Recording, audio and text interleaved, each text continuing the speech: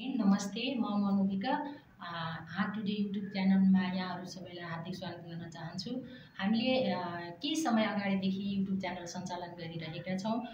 देशको समसामयिक राजनीतिक परिस्थिति, देशका विभिन्न घटनाक्रमहरूको विषयलाई लिएर हामीले युट्युब च्यानलको अन्तर्वार्ताको मार्फत यहाँहरूको बिचमा केही कुराहरू चाहिँ लगिरहेका छौँ। यसै सन्दर्भमा क्रान्तिकारी कम्युनिस्ट पार्टी नेपालका स्थायी कमिटी सदस्य रामसिंह श्रीसँग हामीले आज देशको समसामयिक परिस्थिति अनि उहाँहरूको अभियान लगायतका विषयमा हामीले केही कुराहरू गर्न गइरहेका छौँ। यसै सन्दर्भमा मैले चाहिँ स्थायी कमिटी सदस्य रामसिंह श्रीज्यूलाई यस हाट टुडे युट्युब च्यानलमा हार्दिक स्वागत गर्न चाहन्छु।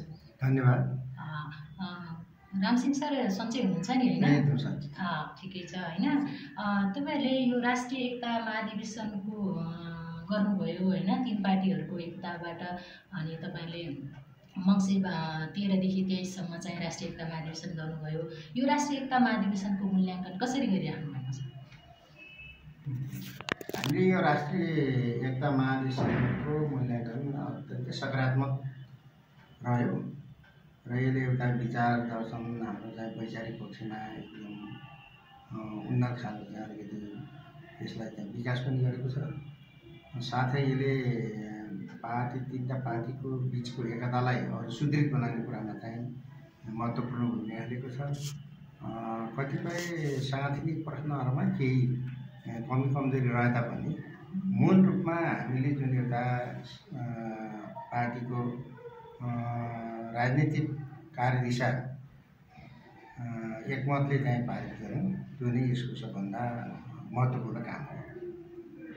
हजुर, अनि तपाईँहरूको जुन राष्ट्रिय एकता महाधिवेशनपछि अनि यहाँहरू चाहिँ दोस्रो पूर्ण बैठक पनि सम्पन्न गरिसक्नु भएको छ होइन?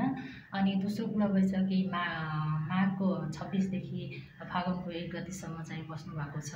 अनि यो दोस्रो पूर्ण बैठकले अनि गरेका निर्णयहरू के छन्? दोस्रो पूर्ण बैठकले सबभन्दा पहिलो कुरा चाहिँ के हो भन्दाखेरि केही सिटहरू केन्द्रीय समितिमा पनि खाली थिए, त्यसलाई पूर्ति गरेको छ। दोस्रो कुरा यसले पोलिट ब्युरोको चयन गरेको छ। 39 पूर्ण र 19 वैकल्पिक पोलिट ब्युरो सदस्यहरू भएको एउटा पोलिट ब्युरो गठन गरेको छ। त्यसै गरी 8 सदस्यीय थायी समिति गठन गरेको छ। त्यसो हुनाले यो हाम्रो दोस्रो पूर्ण बैठक मूलतः यो सांगठनिक संरचनाहरू बनाउने कुराहरू चाहिँ थियो। त्यसले गर्दाखेरि यो केन्द्रीय स्तरमा यो काम गरेको छ। त्यसको साथसाथै हामीले पहिले चाहिँ यो हाम्रो तहहरू कस्तो थियो भन्दाखेरि केन्द्रीय समिति थियो, प्रदेश समिति थियो, अनि त्यसपछि जिल्ला समितिहरू थियो। अहिले यो महाधिवेशनले यो प्रदेश समितिहरू नरहने व्यवस्था गरेको छ र त्यसको नाममा हामीले ब्युरोहरू चाहिँ प्रदेशको आधारमा होइन कि विभिन्न जिल्लाहरूलाई मिलाएर सङ्गठनको काम कारबाही र आन्दोलनलाई अगाडि बढाउनको लागि जसरी सजिलो हुन्छ त्यही आधारमा चाहिँ हामीले विभिन्न जिल्लाहरू मिलाएर हामीले ब्युरोहरू गठन गरिरहेका छौँ। त्यसो हुनाले अहिले यसले चाहिँ विभिन्न ब्युरोहरूको गठन गर्यो। ब्युरो इन्चार्जहरू, ब्युरो सेक्रेटरीहरू सबै चाहिँ निर्वाचित गरेको छ। त्यसको साथसाथै यसले चाहिँ जनतासँग पार्टीका चाहिँ नीति, अहिले महाधिवेशनले पारित गरेका नीतिहरू अनि जनतासितको चाहिँ सम्बन्धलाई बढाउनको निम्ति हामीले चैत 1 गतेदेखि वैशाखको 18 गते मे दिवसको दिनसम्मलाई हामीले देशव्यापी रूपमा जनसम्बन्ध अभियान चाहिँ चलाउने निर्णय गरेका छौँ र हामी अहिले त्यसैको तयारीमा लागिरहेका छौँ।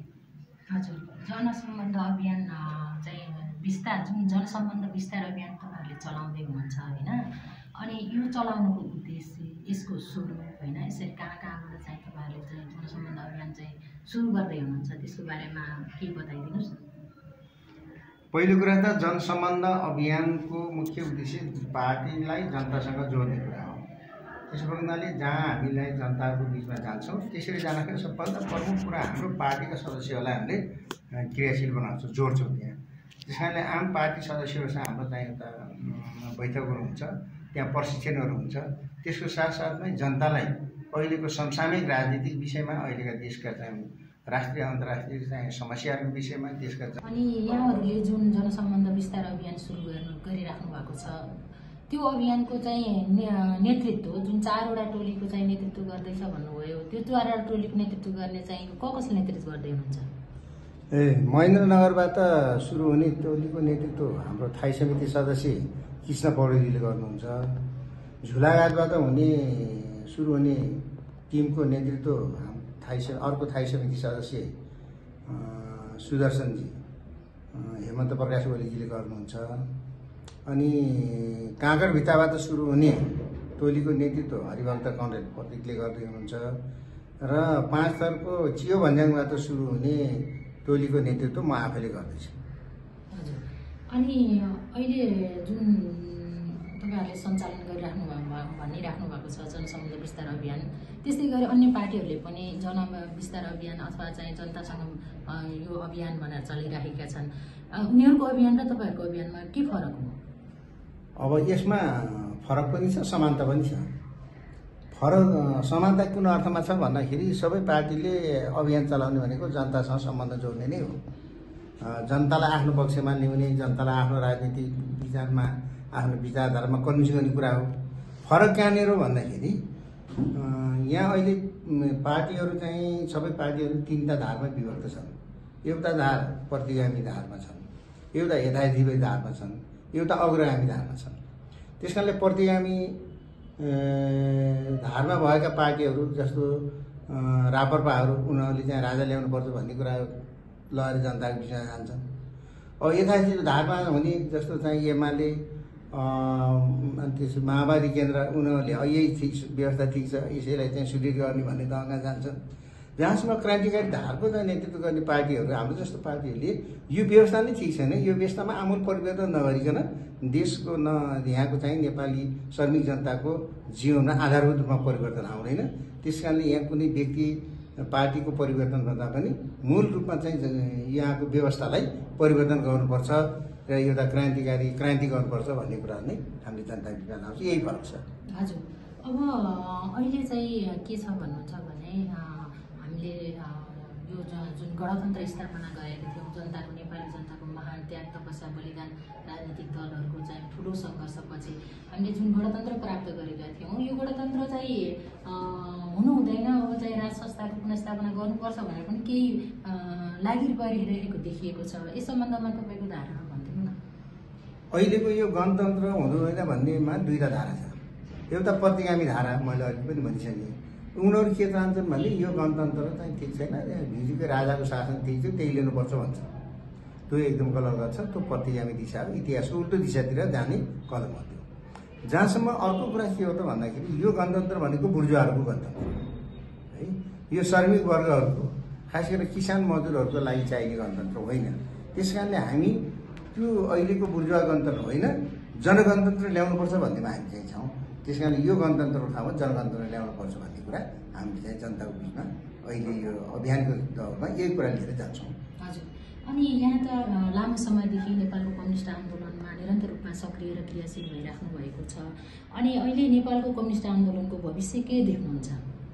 होइन, कम्युनिस्ट आन्दोलनको अहिलेकै अवस्था त थोरै कमजोर छ होइन, आत्मगत स्थिति अलिकति कमजोर छ। तर यसको भविष्य चाहिँ उज्जवल छ। उज्जवल के आधारमा छ भन्दाखेरि जबसम्म समाजमा वर्गहरू रहन्छन् त्यहाँ वर्ग सङ्घर्ष चलिरहन्छ र यहाँ शोषण उत्पीडन त्यो झन् नयाँ रूपमा चाहिँ यो चाहिँ बढ्दै गइरहेको छ। त्यो बढ्दै जानुको साथसाथै फेरि उत्पीडन नपरेका, शोषण नपरेका जनताहरू त्यसको विरुद्ध सङ्घर्ष गर्ने, सङ्गठित हुने, सङ्घर्ष गर्ने कुरा पनि अगाडि बढ्दै जान्छन्। त्यसो भएको हुनाले जबसम्म यहाँ चाहिँ यसको चाहिँ भविष्य के छ त भन्दाखेरि उज्जवल छ। त्यो सङ्घर्ष आन्दोलनले विकास हुन्छ र यो जुन एउटा यो व्यवस्थाको जुन एउटा परिवर्तन त्यो अनिवार्य रूपमा परिवर्तनको दिशामा जान्छ। हजुर, अब नेपालको कम्युनिस्ट आन्दोलनलाई, क्रान्तिकारी आन्दोलनलाई कसरी अगाडि बढाउनुपर्छ भन्ने ठान्नुहुन्छ? सबभन्दा पहिलो कुरा त कम्युनिस्ट आन्दोलनलाई अगाडि बढाउनको निम्ति क्रान्तिकारी सिद्धान्तको सबभन्दा महत्त्वपूर्ण कुरा हुन्छ। त्यस कारणले क्रान्तिकारी सिद्धान्तको प्रचार, त्यसको रचना, त्यसको विकास यो महत्त्वपूर्ण कुरा हो। त्यो कुरामा जोड दिनुपर्छ। त्यसको साथसाथै क्रान्तिकारी सङ्गठन निर्माण गर्ने कुरामा अर्को कुरा जोड दिनुपर्छ र त्यो क्रान्तिकारी सिद्धान्त अनुसारको क्रान्तिकारी सङ्गठन बनाउने कुरामा, त्यसको साथसाथै जनतालाई एउटा क्रान्तिकारी शिक्षा दिएर क्रान्तिकारी दिशामा जनतालाई अगाडि बढ्ने कुरामा अर्को जोड दिने कुराहरू हुन्छ। हजुर, अब तपाईँले यहाँ चाहिँ टुडे अनलाइनको युट्युब च्यानललाई चाहिँ महत्त्वपूर्ण विचारहरू राखिदिनु भयो होइन। अब थप चाहिँ के भन्नु छ कि यो युट्युब मार्फत तपाईँहरूले जुन युट्युब चाहिँ सञ्चालन गरेर एउटा जनतालाई एउटा चाहिँ प्रशिक्षित गर्ने, जनतालाई त राजनीतिक चेतना, वैचारिक चेतना दिने जुन उद्देश्य साथ अगाडि बढ्नुभएको छ त्यो धेरै राम्रो काम छ र तपाईँहरूको कामको सफलताको शुभकामना व्यक्त गर्छु। हजुर, धन्यवाद। दर्शकवृन्द, यहाँ चाहिँ हाम्रो क्रान्तिकारी कम्युनिस्ट पार्टी नेपालका स्थायी कमिटी सदस्य रामसिंह श्रेष्ठज्यूले चाहिँ आफ्नो महत्त्वपूर्ण विचारहरू राख्नुभएको छ। हाम्रो यस युट्युब च्यानललाई यहाँहरूले सब्सक्राइब, सेयर, लाइक, कमेन्ट चाहिँ गरिदिनु होला। धन्यवाद, नमस्ते।